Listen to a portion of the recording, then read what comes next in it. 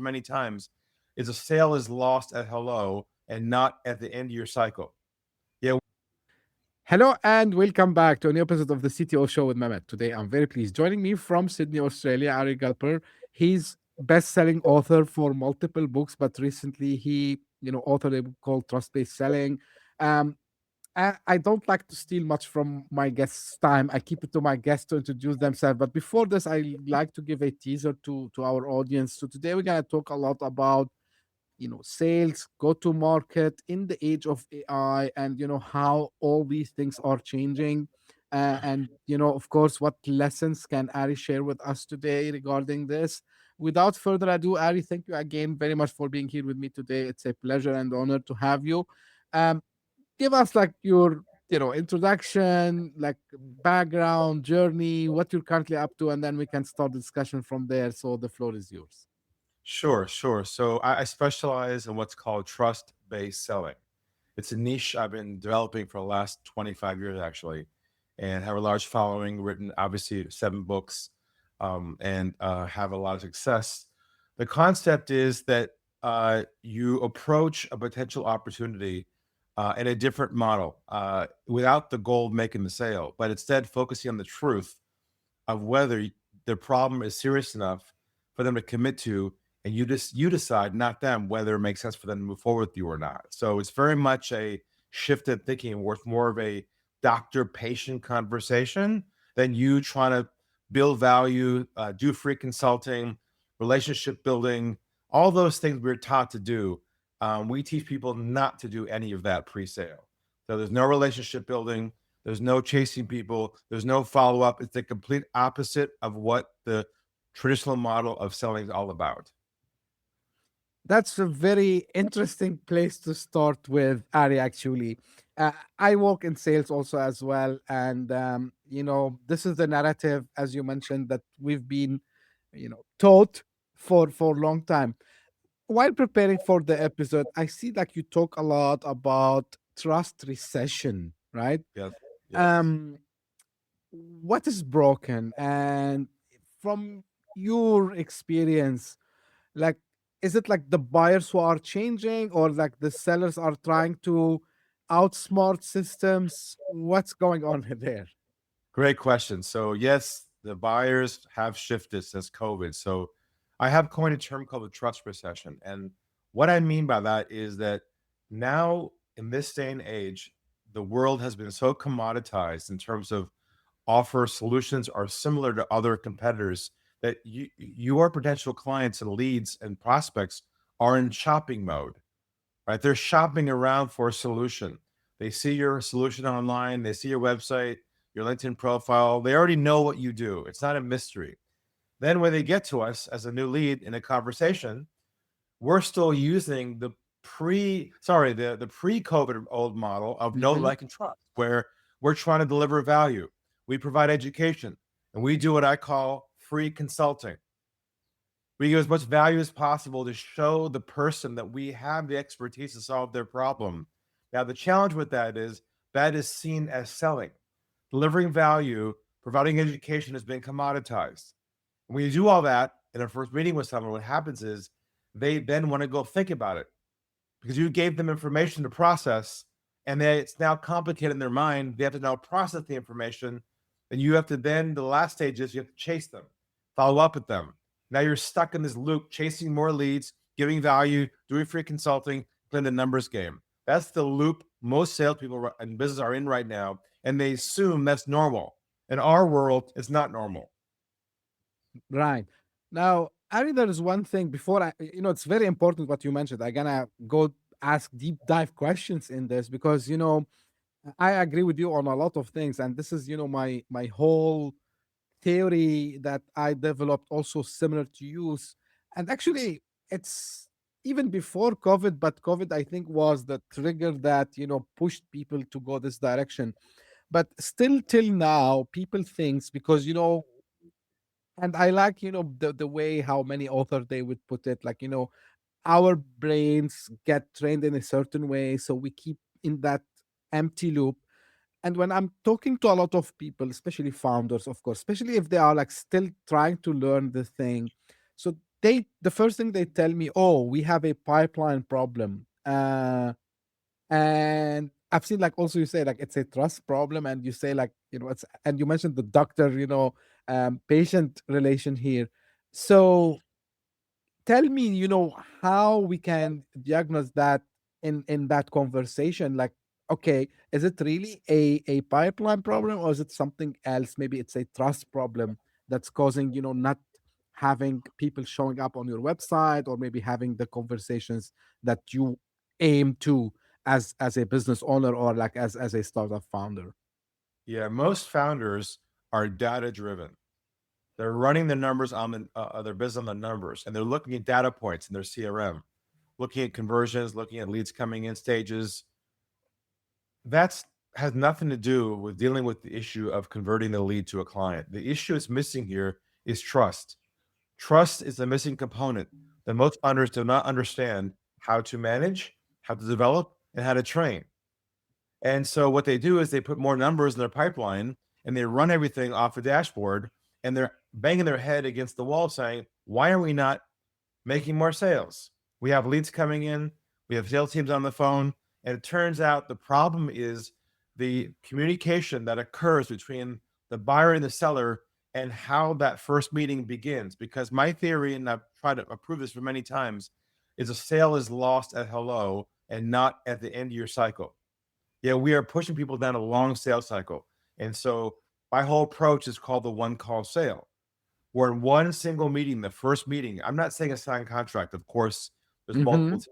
but I'm suggesting to you, if you do the first call right with my model, they'll commit to you to a next step on your calendar, not you chase them to initiate a process with you.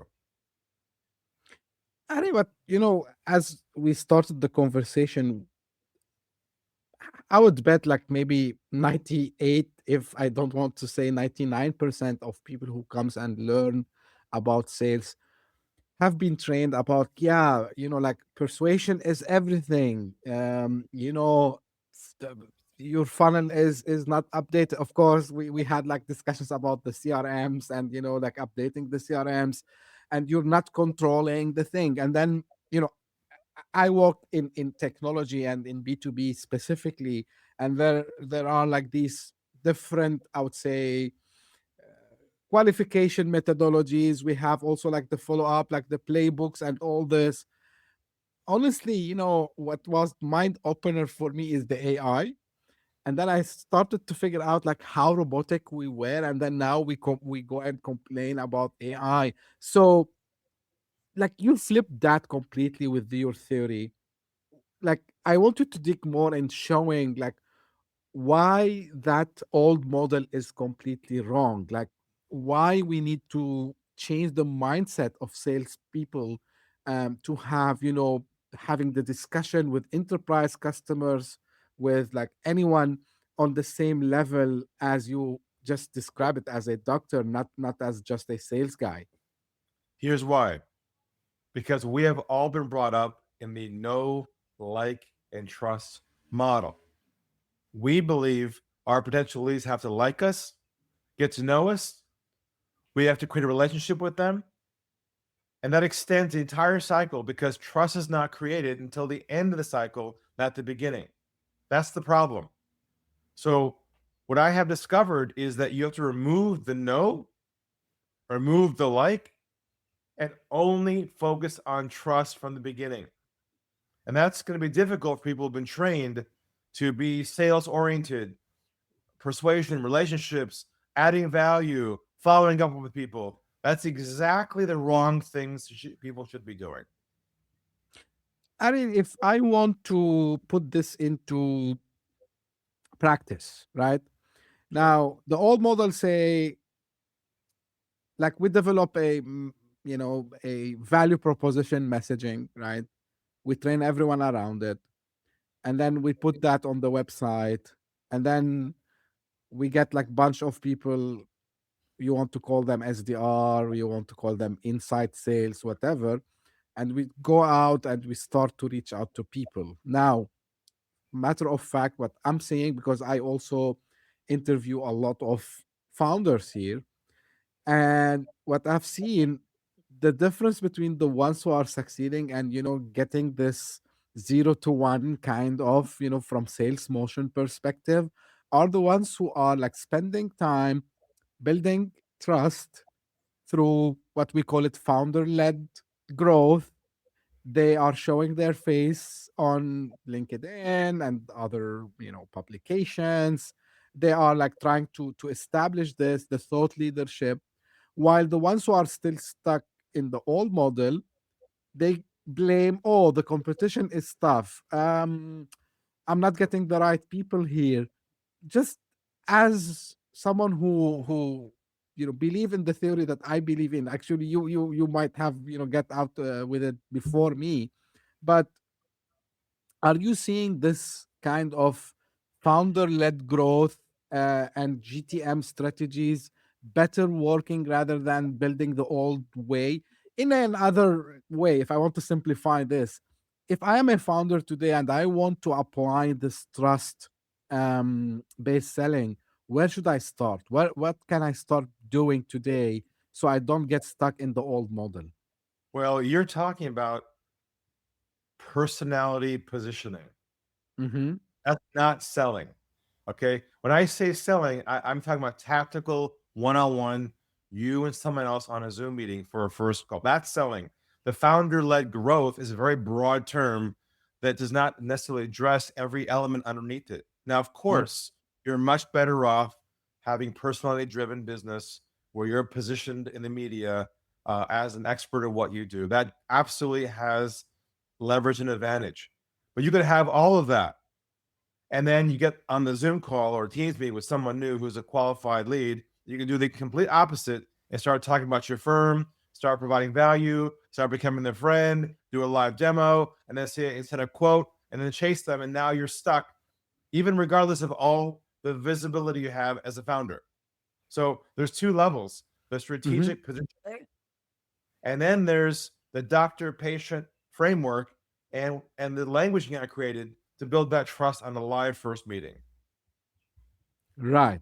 Now, you talked about Ari the 1 hour call sale concept, right? The one call sale. One call sale. Sorry, yeah. So some people might think this is unrealistic, but I'm sure you have like proof points for that. What actually needs to happen in that call for it to Let's do an work? example. Let's do an example. The reason why people can't believe it is Yeah. because they're conditioned to do no, like, and then trust. Trust comes down the road, long sales cycle. Mm-hmm. So I'll show you an example right now what I mean by that. Okay. Please. To Yeah, eliminate the sure. first two and a real example live. Okay. Yes. Let's say, for example, Mehmet, that you have a new opportunity, a new lead that's agreed to meet with you on Zoom or Teams. A new, Mm-hmm. and you can either fairly qualified. Okay. So let me ask you a question. Let's say they show up on Zoom, you show up on Zoom, and there you are, they are. How do you begin your meeting from there typically? Usually I thank them for joining the call Why? because they gave me some. You're the doctor, they're the patient. Doctors don't thank their patients for coming to the meeting. See, Right. you're doing everything unconsciously right now that I'm suggesting to you is you're being conducive to the Mm, prospect. You're thanking them for their time. Yet they have a problem, and you're the expert. They should be thanking you for your time for showing up. So thank you for playing along true. with me here. I want to give you an idea what I mean by the Sure, old sure. habits. I'm happy we're doing this. So you say thank you for coming today, and I say thank you, appreciate that. So where do you go from there? What do you normally say from there? Um, so the first thing I need to be prepared and look how actually we booked this meeting. Like, what was the cause? Like, this is what I Let's do just personally. say they sent an inquiry, they scheduled a call, and they show up. They're a CEO of a company that fit your profile. Forget preparation. There they are. They're on the calendar, and there you are. What do you do after? Thank you for coming today. Yeah, the traditional way, which I also would do, is like start to asking them again the discovery questions. Like, oh, like so you guys you filled this form. Like, can you tell me a little bit more about what you have? Like, what kind of problems you're facing today? the traditional, playbook of any discovery call. Okay. Don't do any of that. Okay. And stop having discovery calls for your first meeting. Your first meeting is a trust call, not a discovery call. Hmm. If you're asking fact-finding questions, they're not going to tell you the truth because they don't trust you yet. They're going to give you a few breadcrumbs, and you're going to be excited, and you're going to. So, okay, let's start. Let's try our approach. Okay. Hmm. Thank you for Sure. playing along with me there. Okay. Very patient. Thank you. Patient man.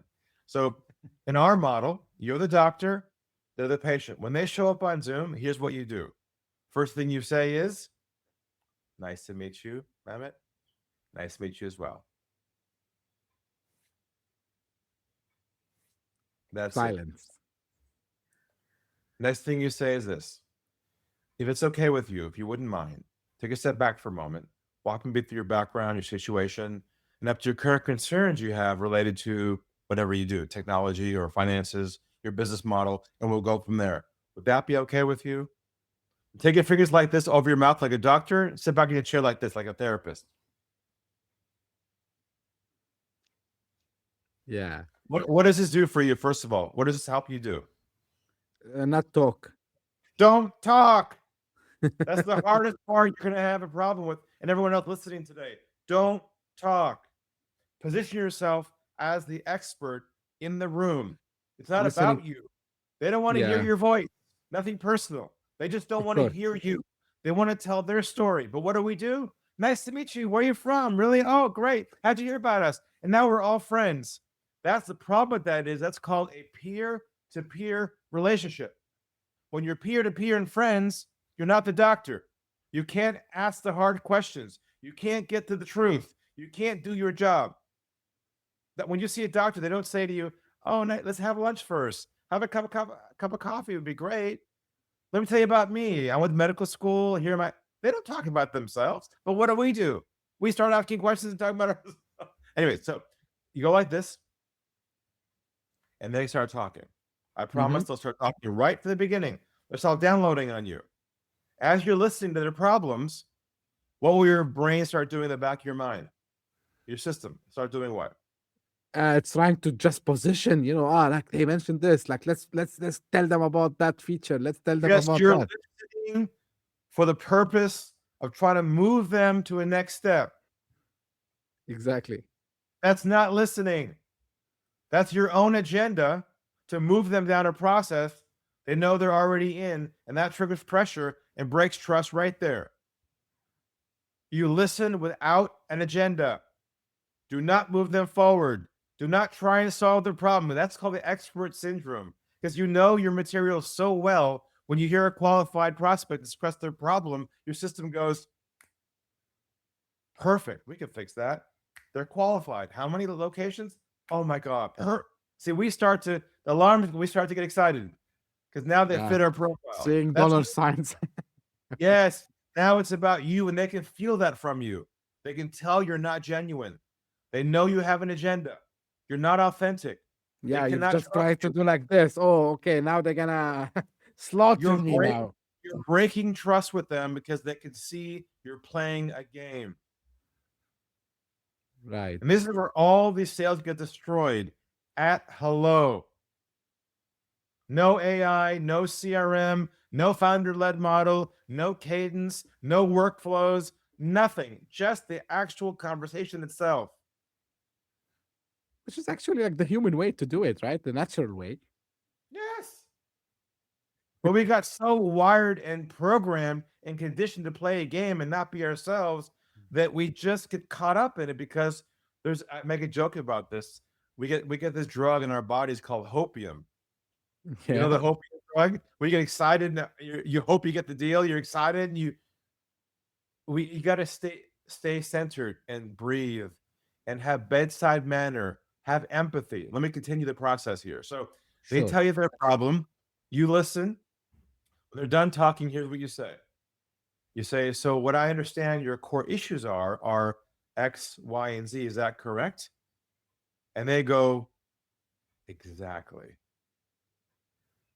Tick box number one. He's listening to me. He's not Mhm. talking. I think he might be okay. Next question you ask is this one. How long has this been a concern for you for? Mm-hmm. Every question, always go like that afterwards.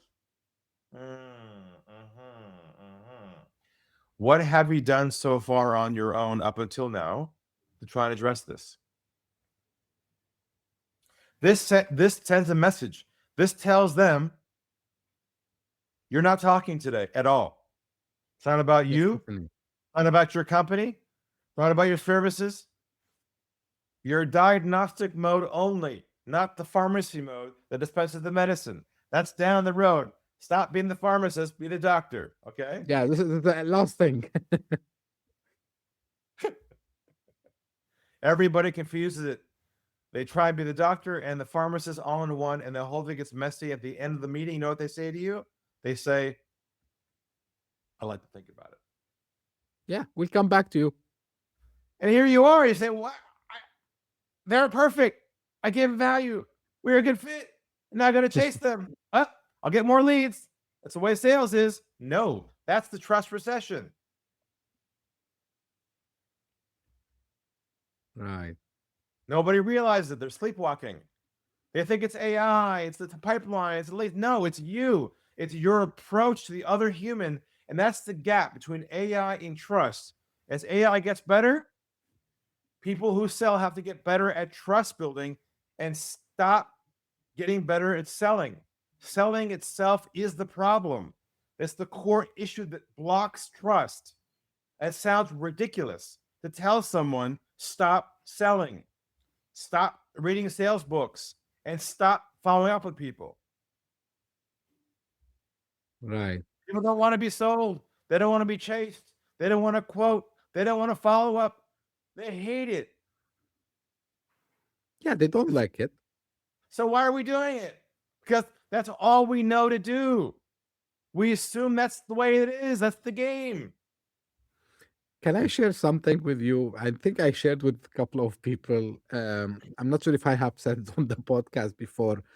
So I was working, like at vendors and, applying the same thing. And then, 2023, I went by myself. I became kind of independent. I don't have a vendor hat or something like this. So I start to meet some of, potential clients, or some of them, they were my clients before. And I asked this question. I said, listen, I know for a fact that sometimes you're not shopping for a solution, but you still have the call. Why you do this? He said, you know what? Sometimes I need to fill the agenda with something, right? He said, and you know what I hate? The guy like talking for 30 minutes and he didn't ask me even one single question. I said, why you don't stop them? And he said, like, yeah, but I'm still want to be like a nice guy. I don't want like people to think like I'm harsh or like I'm, like non-polite or something like this. So I said, you are a very patient guy. I said, if someone phones me or like asks me for a meeting and is proposing something that I don't want, I said, hey, I have no time. Your time is also precious. Like, I would not waste your time and my time for the sake of both of us. So I think this is very important. I give this example, Ari. I'm not sure if it can fit of what you have said as well. I challenge people sometime by asking this question. So let's take it like very simple thing. You go to a shopping mall and you have like two shops that sell almost the same thing. Why do you think someone would shop from a place rather than the other place? Although like they have promoters there, right? Probably because they It's feel more just, comfortable with the human ex- being in the process. exactly. This is exactly the thing. Now, in the process, so you said like no follow-ups. You say like, we don't need to chase, right? The question is, if all this, we apply this, why do you think still sometimes we might have deals that are stuck? Okay, you mentioned procurement, maybe they have to get signatures, but if if the deal get stuck somehow, is it because of the pricing? Is it because of there's a gatekeeper there? Like what could be some of the reasons? And It depends on the scenario. I'd have to do a Mhm, deeper dive into the deal. But typically, long sales cycles are indicative of a lack of trust. mhm, Okay.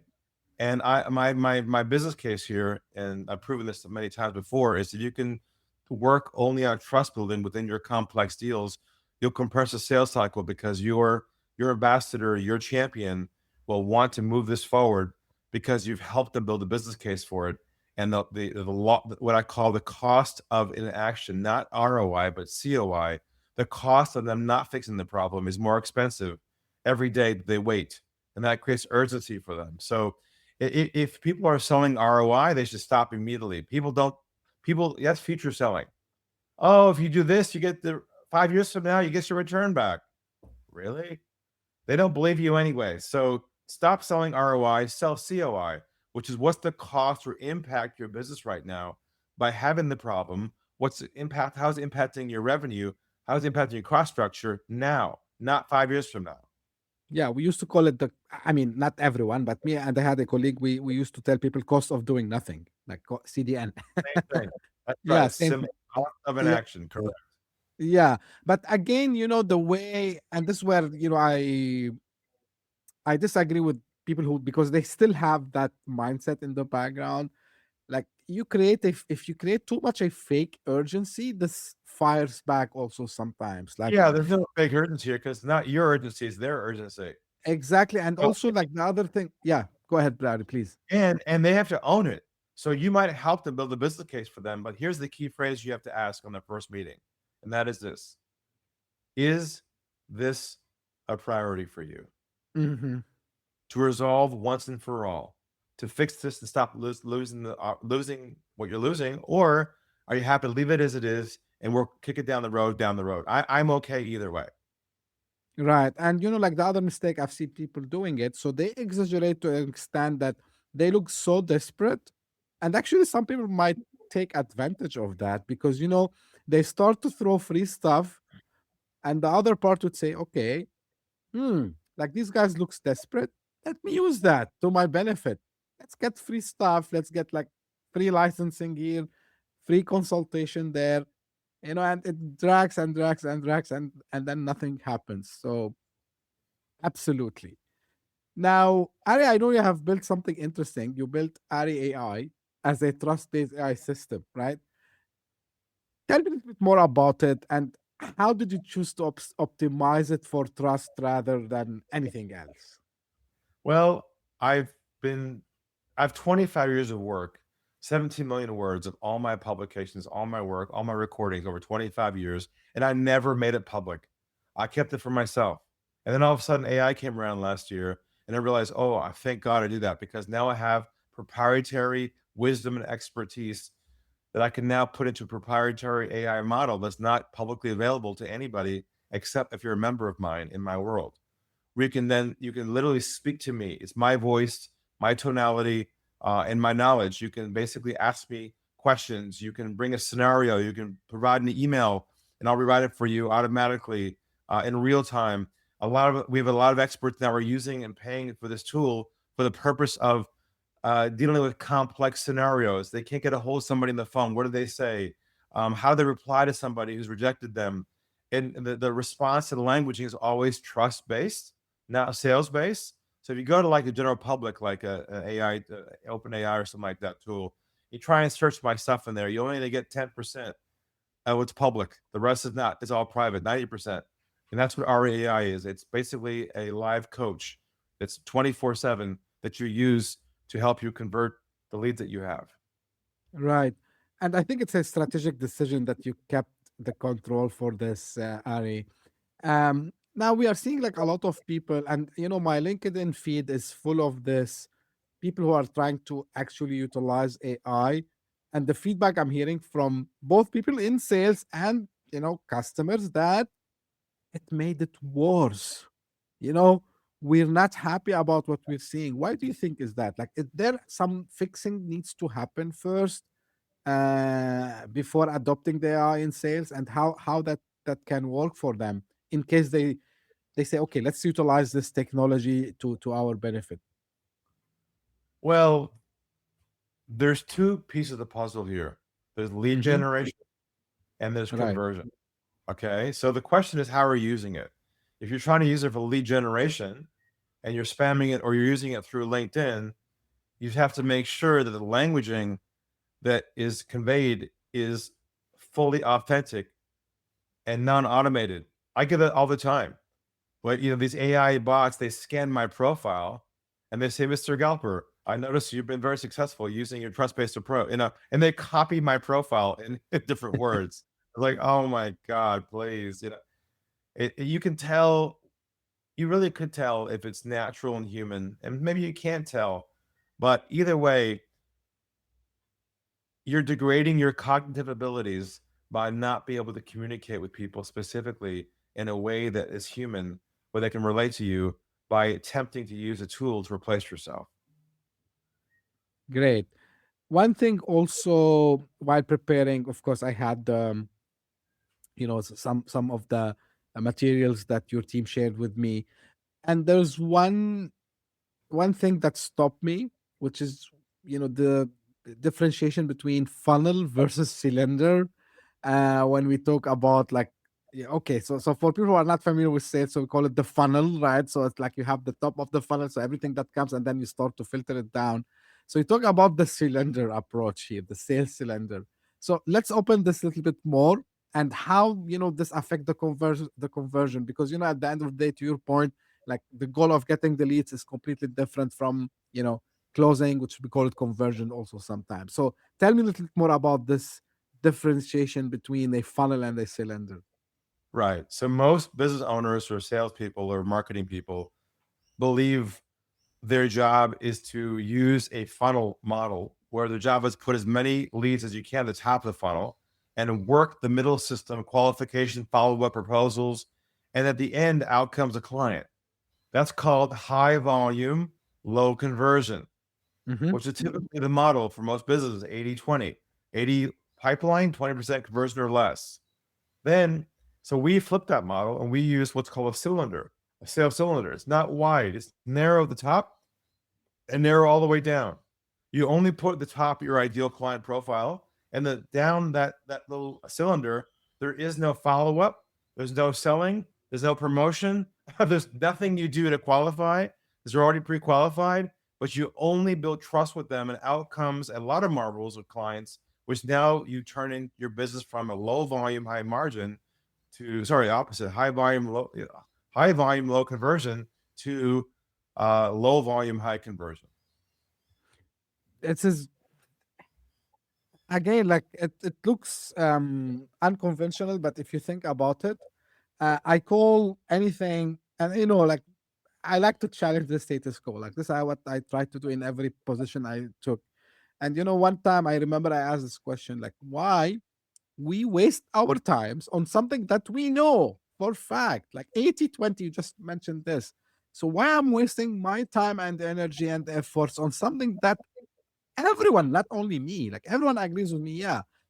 And funny enough, like one time I saw, I was having discussion with an inside sales SDR, and he was telling me like, yeah, we have also this that comes from Facebook, and it was a B2B business. And said, hold on one second, why you waste your time with Facebook leads? Like, because if they are really business people, they shouldn't be hanging on Facebook to get information about us.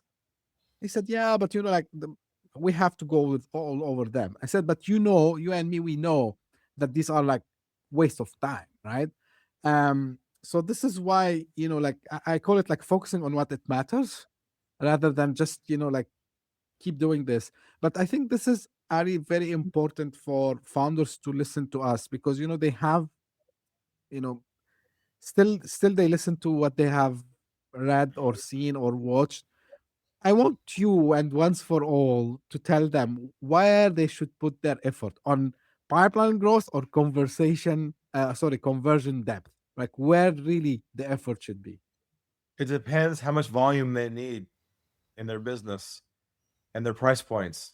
If they're in a low volume, high margin model, where maybe a handful of clients a month or 20 a month or 30 a month would be incredible, not 1,000, Hmm. then they should be focusing only on conversion only. I can tell you right now, any founder who came to me, I'd ask them this question. I'd say, how many leads a month are you getting for your business?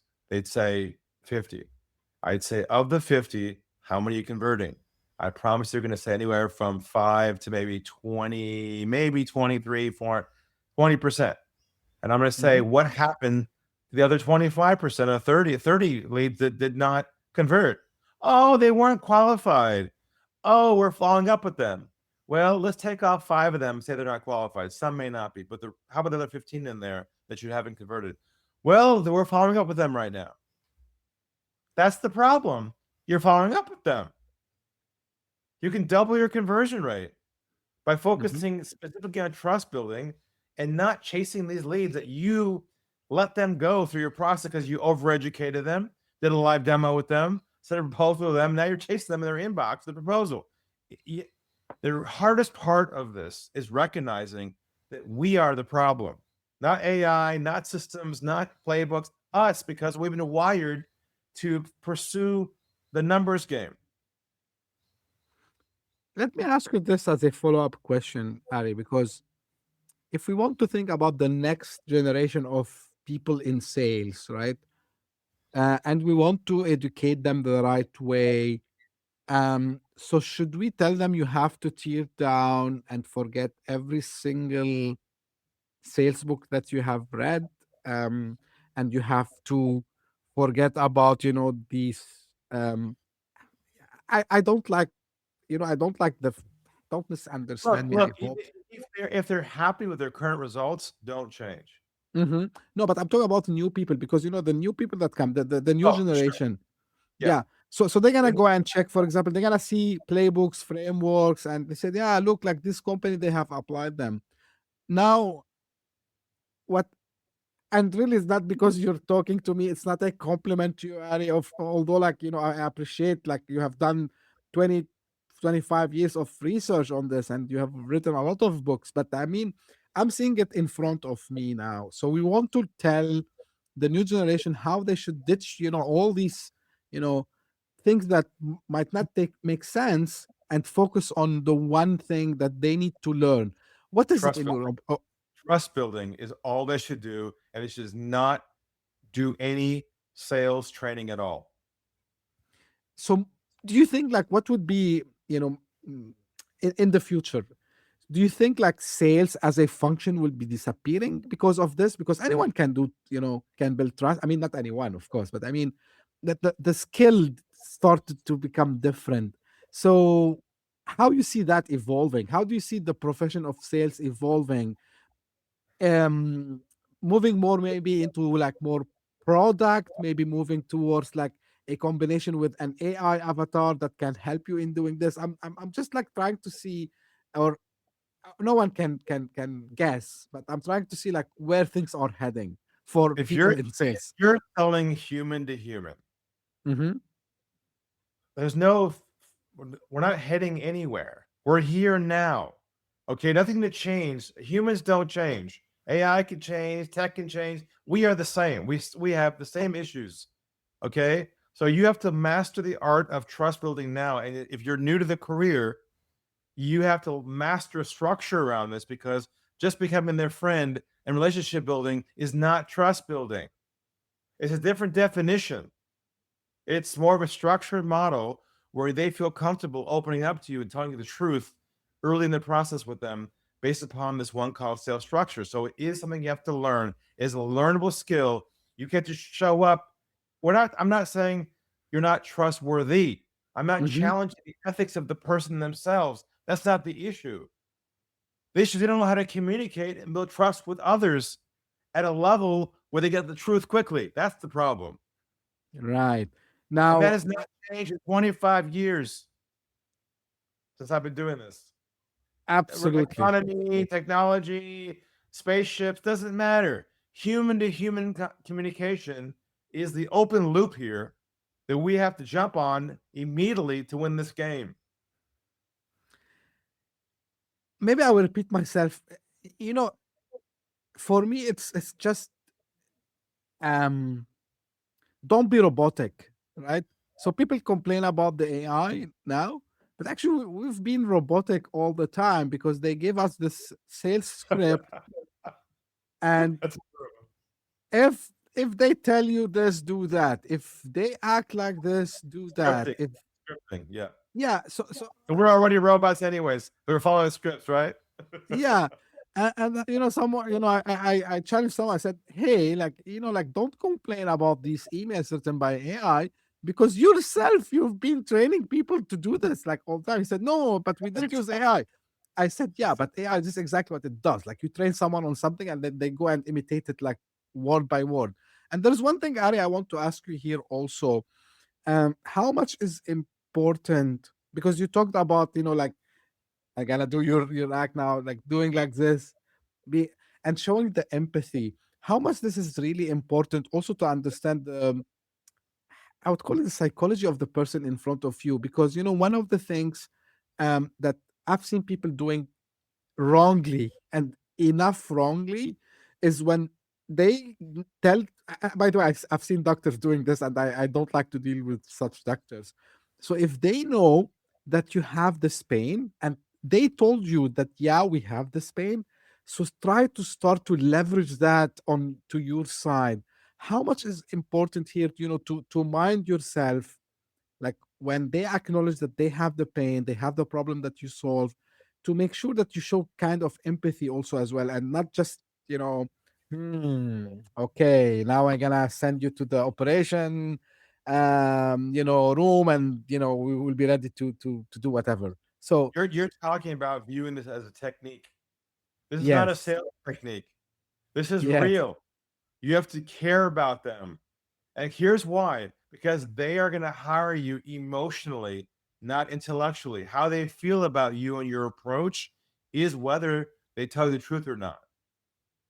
And when they say to yeah, themselves, wow, he gets me, he understands me, and he's not trying to sell me anything, he's the one. He's reciting emotionally right there because you're not selling. right. I like him. I can trust him because he's not playing a game with me and he's not forcing a social structure on top of a business structure. And maybe I'm repeating something you mentioned at the beginning. Buyers are, of course, they were smart all the time, but now, like, no, any time before, they are more empowered to get your tricks, right? So they would understand it like this, like they The know. game is over. There, everyone knows the game. It's over to hello. That's why Yeah. when you said thank you for your time, they're gonna go sales call. Yes, absolutely, absolutely. Ari, um how do you, like, have you developed a program where you work with companies to train their workforce on this, like how people get in touch with you to get that methodology of trust-based selling? Yes, we have our own learning hub and center and community called Selling with Trust as the name. And you get it's an app. You get into it for free. If you go to arigalper.com/free, you can join the community, access my Master in the Mindset course, and when you fill out the profile form, there's an option there to select yes, I like a complimentary consultation. Then you can talk to one of our coaches to help you understand where you're breaking things down, and we can send you our book as well in the mail. So the best thing for anybody listening now who wants to learn more about this is just go to arigalper.com, my name /free. Join the membership there; it's free, and take the first course. Introduce yourself to the community there. We have a large community that's sharing ideas around this because it's a revolution. I'm calling it the trust revolution, and so if you want to be part of this, then just join and learn. Great. So I will make sure I will put the links in the show notes, of course. Ari, any final thought you want to share today before we wrap this up?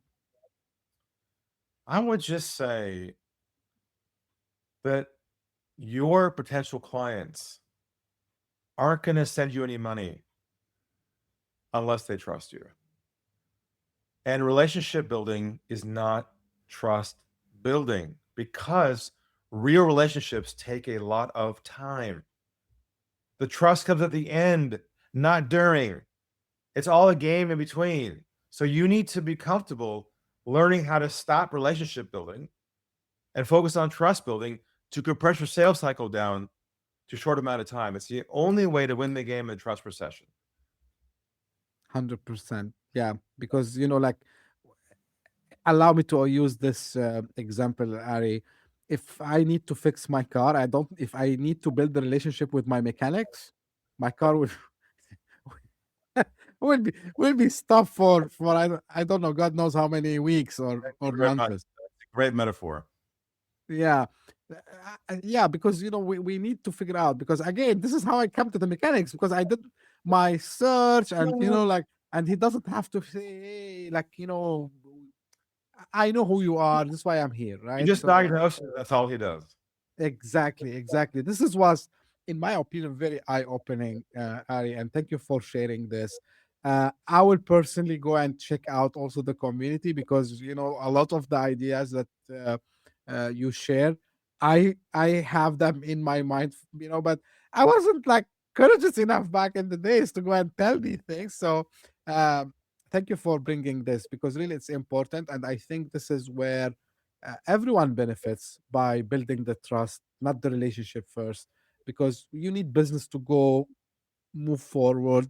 We need like these startups to thrive. We need every business to thrive, and we can't just wait weeks and months and sometimes years to close deals. So we need things to be moving, especially in the age of AI, much faster. So thank you for sharing your experience, Ari, with us today. And as I said, the links will be in the show notes. If you're listening on your favorite podcasting app, if you are watching this on YouTube, they will be in the description.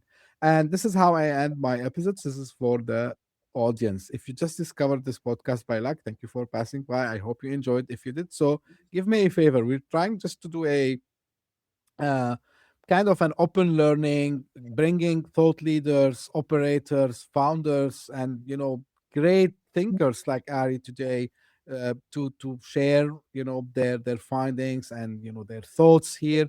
So it's just we're trying to do a bigger impact. So give me a favor, share it with your friends and colleagues. And if you are one of the people who keep coming again and again, thank you very much for the support. I know I repeat this every episode at the end, but it's a true thing. We couldn't reach what we reached so far without your support. And when I say this, it's because the numbers always tell the truth. We are seeing the podcast since last year, 2025, in multiple countries at the same time in the Apple Top 200 podcast charts. And this doesn't happen by itself. We don't have bots that go and listen. It's our actual people who are listening to the show. So thank you very much. Thank you for everyone for keeping tuning in. And as I say always, stay tuned for a new episode very soon. Thank you. Bye bye.